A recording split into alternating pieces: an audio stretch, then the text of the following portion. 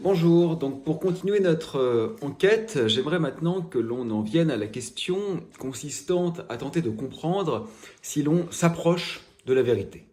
Parce que la plupart des scientifiques vous diraient nous ne sommes pas naïfs, nous savons bien que la science ne dit pas littéralement stricto sensu à ce moment précis la vérité, mais elle s'en approche. Nous tendons vers la vérité, nous nous rapprochons de la vérité.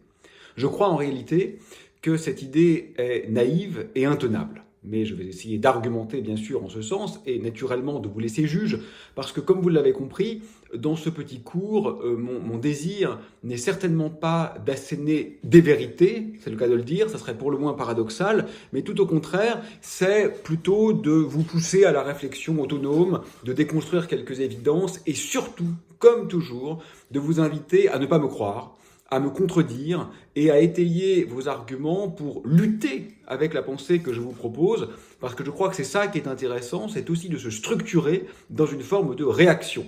Donc une fois de plus, et comme toujours, que ce soit à l'examen, en contrôle continu ou dans des discussions à la machine à café, je ne saurais que vous encourager à ne surtout pas prendre ce que je vous dis pour argent comptant, mais au contraire, à le questionner, l'interroger, le déconstruire, voire même le mettre en abîme si tel est pour vous ce qui devient signifiant. Alors pour répondre à cette question, s'approche-t-on de la vérité? Je crois qu'il faut prendre des exemples. Et je vais prendre l'exemple de la théorie de la relativité, ce qui va me permettre, avant d'en venir à la question philosophique, de vous apprendre, une fois de plus j'espère, quelques éléments scientifiques qui valent en eux-mêmes et au-delà de leur utilisation dans un cadre épistémologique. Alors je commence par la théorie de la relativité restreinte. Bon, c'est une théorie magnifique, parce qu'elle est signifiante non seulement dans ce qu'elle dit, dans ce qu'elle énonce quant à la structure du réel, mais aussi de par ce sur quoi elle se fonde. En effet, la théorie de la relativité restreinte est vraisemblablement la première théorie de jauge de l'histoire. Théorie de jauge, ça signifie proposition sur le monde, se fondant, se basant sur une symétrie, sur des symétries. Les symétries, vous savez, en physique, ce sont des invariants. C'est-à-dire, par exemple, comme je vous l'avais montré il y a quelques jours, si je prends le capuchon de mon feutre et que je fais le tourner autour de son axe, ça ne change rien. C'est donc une symétrie, c'est-à-dire que je fais quelque chose, mais la chose que je fais n'a aucune conséquence parce que le système est invariant face à cette opération. C'est une symétrie. Aujourd'hui, la physique des particules élémentaires, qui décrit le microcosme, est entièrement fondée sur ces concepts de symétrie. Nous décrivons le monde en termes de théorie de jauge. Je ne vais peut-être pas vous expliquer maintenant comment ça marche, mais juste 2-3 phrases pour que vous ayez une très vague idée. L'idée, c'est d'identifier une symétrie globale d'un système, c'est-à-dire que quand je change par exemple l'origine des coordonnées, la définition du pôle Nord, etc., je ne change pas du tout la structure de la Terre, bien sûr. Et cette symétrie globale, on va la rendre locale, c'est-à-dire qu'on va dire que chaque observateur, chaque point du monde peut utiliser cette symétrie. Ce qui est illicite, parce que évidemment je peux changer l'origine de la latitude et de la longitude, mais je dois la changer pour tout le monde en même temps. Si chacun prend sa propre origine, ça ne marche plus. Et il faut donc que quelque chose vienne expliquer à chaque observateur quelle est la convention de symétrie qui a été choisie. C'est ce qu'on appelle un médiateur ou un boson de jauge.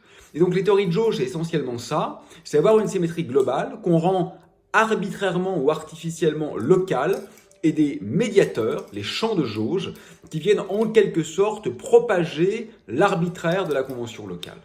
Alors ça peut paraître assez baroque comme construction, et le fait est que finalement et fondamentalement, on retient cette idée parce qu'elle marche. Il n'y a pas réellement un méta-principe absolu qui montrerait que ça fonctionne, mais l'expérience prouve que c'est effectivement une façon très fructueuse de décrire le monde. Bien. La relativité restreinte qui va nous occuper maintenant est beaucoup plus simple que ça. Ne vous inquiétez pas, les symétries dont il est question sont élémentaires. Mais je veux d'ores et déjà vous faire remarquer que nous allons travailler ici une théorie qui a un rôle spécifique. Parce que l'électromagnétisme s'intéresse à la lumière. La mécanique des fluides s'intéresse, comme son nom l'indique, aux fluides. La physique nucléaire s'intéresse aux noyaux. La physique des particules s'intéresse aux quarks, aux gluons et aux leptons, et ainsi de suite. Mais la relativité restreinte n'a pas de cadre défini.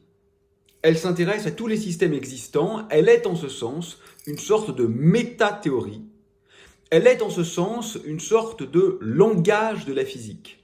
Elle est un peu, si vous voulez, la grammaire dans laquelle il faut écrire la physique. J'aime assez cette analogie parce que si on écrit des mots au hasard au tableau, on a toutes les chances qu'ils ne respectent pas les lois de la grammaire. Donc, les règles grammaticales permettent en quelque sorte de mettre en œuvre une sélection drastique parmi les phrases aléatoires. L'immense majorité des phrases aléatoires sont exclues par les règles de la grammaire.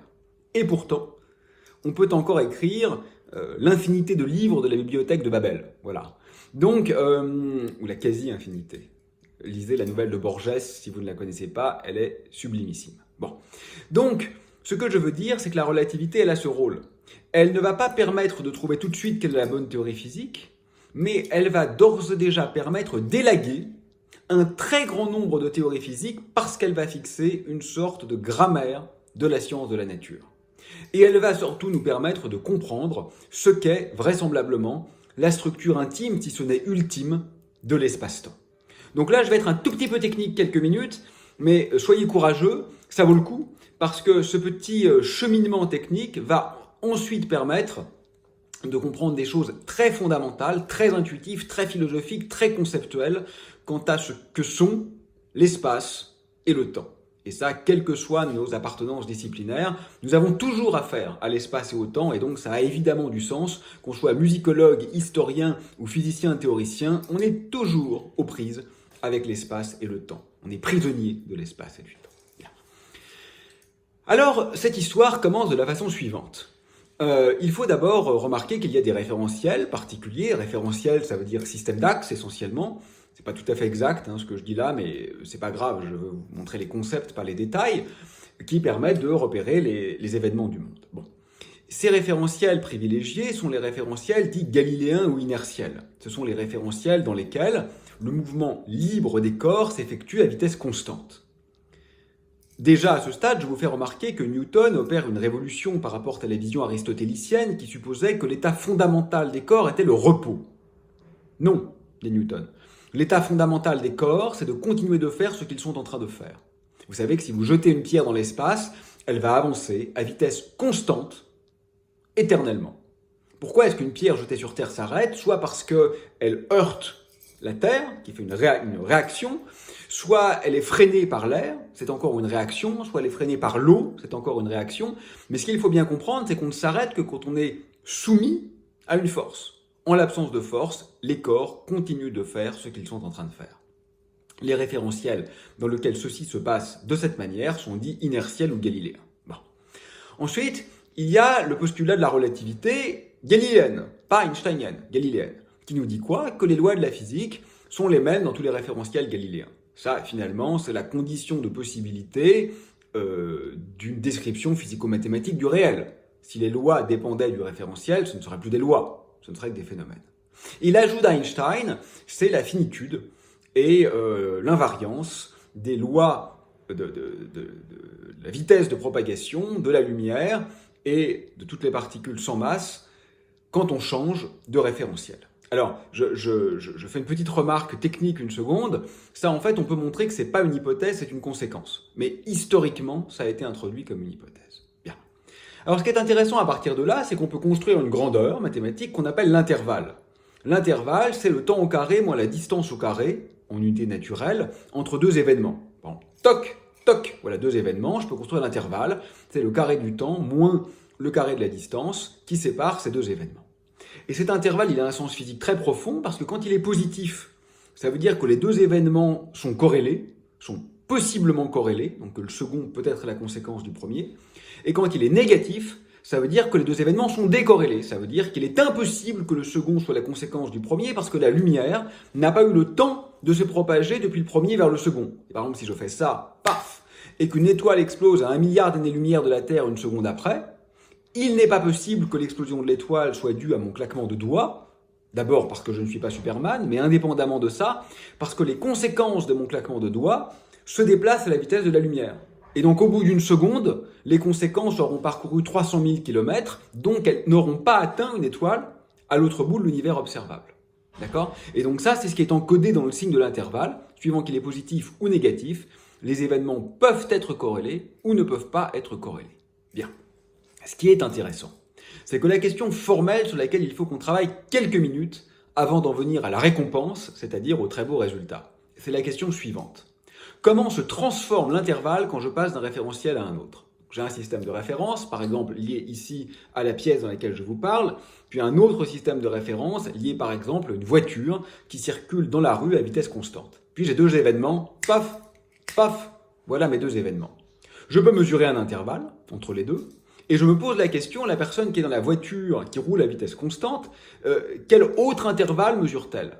Et je vais écrire que le nouvel intervalle pour elle est égal à l'intervalle pour moi, multiplié par quelque chose. Et ce quelque chose, je vais l'évaluer. Et quand j'aurai évalué le quelque chose en question, je saurai ce que vaut le nouvel intervalle. Et en fait, c'est là que ça devient intéressant. Ce quelque chose, il va dépendre de quoi? A priori, du lieu. Mais en fait, non. Il ne peut pas en dépendre. Pourquoi? Parce que c'est une loi, et les lois ne dépendent jamais de l'endroit. Quand Isaac Newton énonce les Principia Mathematica, il ne vous dit pas « Voici les lois de la physique à Cambridge ». Non. C'est aussi vrai à Alexandrie, à Grenoble et à New York. Les lois ne dépendent pas du lieu, les phénomènes dépendent du lieu. Je suis à Grenoble en ce moment, je ne suis pas à Turin. Mais en revanche, les lois qui régissent les corps sont les mêmes à Grenoble et à Turin. D'accord? Ensuite, on pourrait se dire ce facteur-là, entre les deux intervalles, il devrait aussi dépendre du temps. Mais non, pour la même raison, parce que les lois ne dépendent jamais du temps. Quand Isaac Newton énonce les Principia, il ne dit pas « Voilà les lois de la physique en l'an de grâce 1684 ». Non.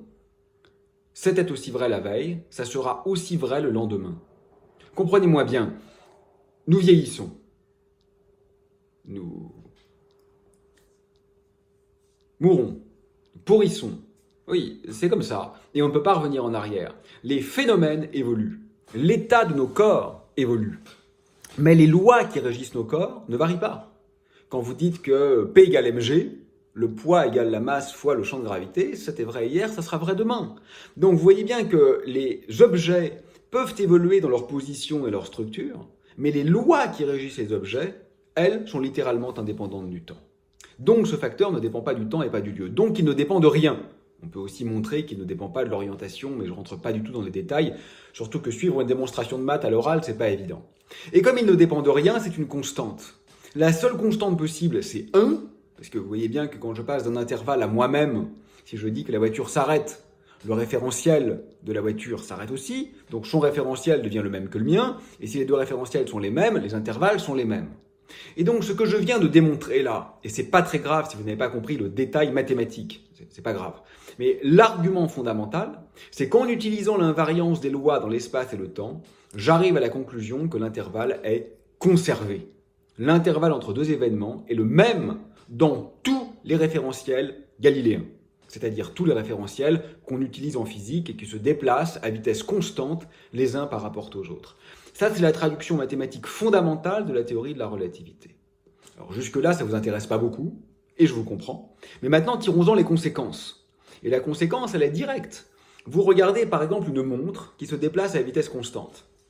Et vous cherchez à écrire l'intervalle pour la montre et l'intervalle pour le locuteur. Et vous allez trouver que comme ces deux intervalles sont les mêmes, ça induit que le temps ne s'écoule pas à la même vitesse pour la montre qui est en mouvement et pour le locuteur qui est à l'arrêt. Ça, c'est très facile à démontrer. Vous n'êtes pas étudiant en sciences, donc je n'écris pas les équations, mais ça fait 3 lignes et c'est d'un niveau de collège. C'est vraiment très simple. Et donc, ce qu'on arrive à montrer à partir de ces hypothèses désuètes, qui sont finalement, comme je le disais tout à l'heure, la possibilité même de l'existence de lois. Parce que si les lois dépendaient du lieu et du temps, ça ne seraient pas des lois. Ça serait des phénomènes contingents. Donc l'existence même de lois, en quelque sorte, suffit à impliquer d'abord l'existence d'une vitesse limite absolue indépassable qui est une constante de structure de l'espace-temps, mais surtout, ce dont je vous parle en ce moment, ce phénomène de dilatation du temps. Ça veut dire qu'un objet en mouvement ne voit pas le temps, ou plus exactement, la mesure du temps par un objet en mouvement n'est pas la même que par un objet au repos. Ne croyez pas que c'est un temps fictif, ressenti, psychologique, ou je ne sais quoi. Pas du tout. Pas du tout. C'est réel, c'est mesurable. Donc je vais essayer d'être très clair. En ce moment, je suppose que vous êtes étudiant, bon, pour la plupart en L1, L2, vous avez 20 ans. Bon. Moi, j'en ai nettement plus. Si je me mets à courir très vite, pendant qu'il se passe une seconde pour moi, il peut se passer 30 ans pour vous. Moi, j'ai vieilli d'une seconde. Vous avez vieilli de 30 ans et vous êtes devenu plus vieux que moi. La mauvaise question serait de dire, quel est le vrai temps? Les deux temps sont vrais. J'aurais vraiment vieilli d'une seconde, j'aurais vécu une seconde, et vous aurez vraiment vieilli de 30 ans, vous aurez vécu 30 ans. Ces deux temps sont littéralement vrais dans nos référentiels propres. Et donc ça, ce que ça veut dire, pour être parfaitement explicite, c'est que les voyages dans le futur sont possibles. Si vous vous mettez à aller très vite, vous-même, vous allez vieillir de une seconde, une minute, enfin ce que vous voulez, une durée dérisoire, mais tout l'ensemble de l'univers autour de vous peut vieillir d'1 million d'années. Et quand vous vous arrêtez, vous avez réellement vieilli d'une minute, donc vous êtes presque inchangé. Votre temps propre n'a pas changé. Hein. Vous-même, vous n'aurez vécu qu'une minute. Vous aurez lu des livres, c'est-à-dire essentiellement des phrases, uniquement correspondant à votre minute de vie. Vous n'aurez vécu qu'une minute, pas plus. Mais le reste de l'univers aura vécu 1 million d'années. Et donc, littéralement, vous aurez voyagé dans le futur. Ce n'est pas une métaphore. Voilà, c'est tout à fait possible, ça marche très bien, et c'est tout à fait réel et indiscutable, et vérifié tous les jours avec des particules élémentaires. Alors pourquoi des particules élémentaires? Parce que faire ça avec un corps humain, ça coûterait tellement d'énergie que d'un point de vue technologique, on ne sait pas le faire. Mais d'un point de vue physique, ça pose pas de problème. Et on le fait avec des particules élémentaires qui vivent, je sais pas moi, 1 milliardième de seconde, et en les faisant tourner très vite, on les fait vivre une seconde, mesurée depuis l'extérieur. Donc c'est comme si finalement on les envoyait dans le futur d'un facteur 1 milliard. Donc c'est comme si nous, au lieu de vivre 100 ans, on vivait 100 milliards d'années. Voilà. Donc ce sont des choses tout à fait correctes. Et tout à fait réelles, et tout à fait, alors je ne vais pas dire certaines, puisqu'on est en philosophie des sciences et que je vous ai expliqué que la certitude n'avait jamais lieu en science, mais tellement fiable et tellement corroborée que plus personne n'en doute au-delà de la posture, dirais-je, arbitraire de doute scientifique. Bon. Donc c'est un peu étrange, hein, tout ça, je ne sais pas si vous en étiez coutumier, mais c'est tout à fait vérifiable. On peut même le faire avec des horloges atomiques, entre un avion qui est à l'arrêt et un avion qui se déplace. On voit bien que quand l'avion se pose, eh bien celui qui a volé retarde un peu par rapport à celui qui a été resté sur Terre. Donc ce sont vraiment des effets qui sont, entre guillemets, incontestables. Voilà. Alors, la relativité restreinte remet donc complètement en cause notre vision d'un temps absolu qui nervure un large pan de l'histoire de la philosophie. Par exemple, l'introduction de la critique de la raison pure de Kant définit l'espace et le temps comme des formes transcendantales, pas transcendantes. Hein. Attention, chez Kant, transcendantal, ça veut dire essentiellement a priori de la sensibilité humaine.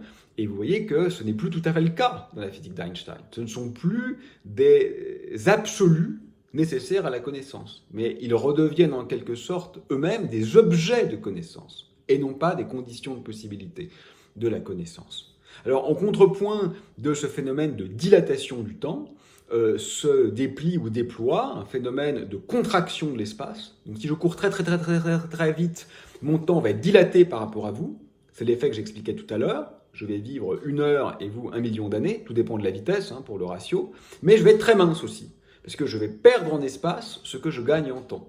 Et ça, c'est finalement la leçon fondamentale, c'est que ce qui fait vraiment sens, c'est l'espace-temps. Pas l'espace et le temps, c'est l'espace-temps. Et quand je me mets en mouvement, ce que je fais, c'est que je troque de l'espace pour du temps. Je fais en réalité une rotation dans l'espace-temps. Vous voyez, c'est très fin ça. C'est un peu comme si vous aviez un cylindre, quand vous le regardez par la tranche, vous voyez un rectangle. Quand vous le regardez par-dessus, vous voyez un cercle. Vous vous demandez, mais c'est un cercle ou c'est un rectangle? En fait, c'est un cylindre. Et c'est un peu ça, l'espace et le temps. Ce qu'un observateur voit comme étant essentiellement de l'espace, un autre observateur peut le voir comme étant essentiellement du temps parce qu'il se déplace. Et on perd en particulier la notion de simultanéité absolue. Ça ne veut rien dire que deux événements sont simultanés. Le concept de simultanéité n'existe pas. Donc c'est un peu tumultueux tout ça, il faut peut-être que vous preniez le temps de le digérer si vous n'étiez pas familier avec ces choses. Alors vous pourriez vous demander s'il n'y a pas quand même une limite physique évidente qui est l'accélération. Parce que là je dis hop, je vais très vite. Mais si je vais très vite, il faut que j'accélère. Et l'accélération, à la différence de la vitesse, mon corps va la ressentir. Donc on pourrait se dire que finalement tous ces phénomènes ne seront jamais expérimentables par un corps humain ou un objet biologique parce qu'il ne supporterait pas l'accélération. Alors pour les grandeurs que j'ai données tout à l'heure, c'est sans doute vrai, mais si vous faites le calcul et que vous prenez un être humain à la naissance, vous le soumettez pendant la moitié de sa vie à une accélération de 1 G, donc ça c'est très agréable, c'est une gravité artificielle. Donc vous êtes dans votre vaisseau spatial et vous vous sentez comme sur Terre, on ne peut pas faire mieux. Puis après une décélération de 1 G, vous vous rendez compte que pendant sa durée de vie de, disons, 80 ans, s'est écoulé, alors je ne me souviens plus la formule exacte, mais peut-être 1 milliard de fois l'âge de l'univers pour le monde extérieur. Donc c'est énorme en fait, c'est énorme. Donc ce phénomène de dilatation du temps est réellement possible en principe, y compris pour des organismes biologiques, y compris sans les détruire par des accélérations monumentales. Alors, bon, il y a beaucoup de choses à dire autour de ça. Peut-être j'en dis juste une ou deux. Par exemple, si vous voulez en avoir le cœur net, je vous invite un jour pendant la fête de la science ou quelque chose comme ça à passer à mon laboratoire. Vous verrez une chambre à étincelles. C'est quelque chose qui permet de mesurer les muons. Les muons, c'est des particules qui sont créées dans l'atmosphère par les rayons cosmiques qui viennent de supernovae ayant explosé très loin d'ici. Et si vous calculez le temps qu'il faut à un muon pour venir depuis l'endroit où il est créé jusqu'au sol, vous trouvez que c'est typiquement 5 fois son temps de vie. Donc, vous ne devriez pas le voir, puisque le temps qu'il met pour venir jusqu'à vous est beaucoup plus grand que le temps pendant lequel il peut exister. C'est un peu comme si je vous disais, venez, on va aller faire un voyage, ça va être très cool, ça dure 500 ans. Bah oui, mais 500 ans, on sera tous morts avant d'arriver, donc c'est pas très drôle, n'est-ce pas? Donc on ne devrait pas voir les muons au niveau du sol, puisque le temps de propagation est plus grand que le temps de vie. Et pourtant on les voit. Vous pourrez les observer dans la chambre à étincelles du LPSC. Alors comment c'est possible? Eh bien c'est à cause du phénomène de dilatation du temps. Le temps que j'évoque, c'est le temps mesuré par l'observateur sur Terre, mais pour le muon qui se déplace très vite, d'accord, dont son référentiel propre, son référentiel à lui, celui dans lequel il vit, on peut calculer que le temps que met son déplacement est en réalité plus petit que son temps de vie. Et donc, c'est normal que nous puissions l'observer. Vous voyez, tout ça est un peu inhabituel, mais ça fonctionne, et c'est très cohérent. C'est-à-dire que c'est paradoxal au sens où c'est contre la doxa, ça s'oppose à notre vision naïve de l'espace et du temps, mais ça ne s'oppose pas à la cohérence interne de la description. Et puis, dernière chose que je voulais vous dire, c'est qu'une autre conséquence de la relativité restreinte, c'est E égale mc2. Alors E égale mc2, c'est une formule que tout le monde connaît, mais que personne ne comprend, sauf les professionnels, c'est un peu frustrant. Alors E c'est l'énergie, m c'est la masse, c c'est la vitesse de la lumière. Une fois qu'on a dit ça, c'est toujours pas très clair. Alors le c carré, vous pouvez oublier. Ce qui est intéressant, c'est E égale m. Alors E égale m, c'est une formule puissante. Parce que ce qui est de part et d'autre du signe égal est a priori de nature différente. D'accord? La masse est liée à l'être, alors que l'énergie est un avoir. La masse est essentielle, l'énergie est accidentelle. La masse est nécessaire, l'énergie est contingente. Et donc l'égalité entre les deux, ce qu'elle veut dire, c'est qu'on peut en principe transformer une simple propriété acquise, l'énergie, en être, en matière, en substance, la masse. La métaphore, ce serait de dire, je vais transformer, je ne sais pas moi, la beauté d'un livre en existence d'un autre livre sans détruire le premier. Très bizarre, très bizarre. On comprend bien qu'on peut le casser en deux et en faire deux petits, mais dire non, non, j'utilise sa beauté, et sans arracher la moindre page, grâce à sa beauté, je construis un deuxième livre. Vous voyez, j'utilise une propriété d'un objet pour construire un deuxième objet. Très étrange. Alors ça, c'était métaphorique. Ce qui se passe dans un accélérateur de particules, en fait, c'est qu'on transforme du mouvement en existence. Les particules vont très vite, et en allant très vite, elles ont de l'énergie, et c'est ce mouvement qui, lors de la collision, va être transformé en masse, c'est-à-dire en existence. Et donc, vous pouvez avoir deux particules qui vont créer 1000 particules.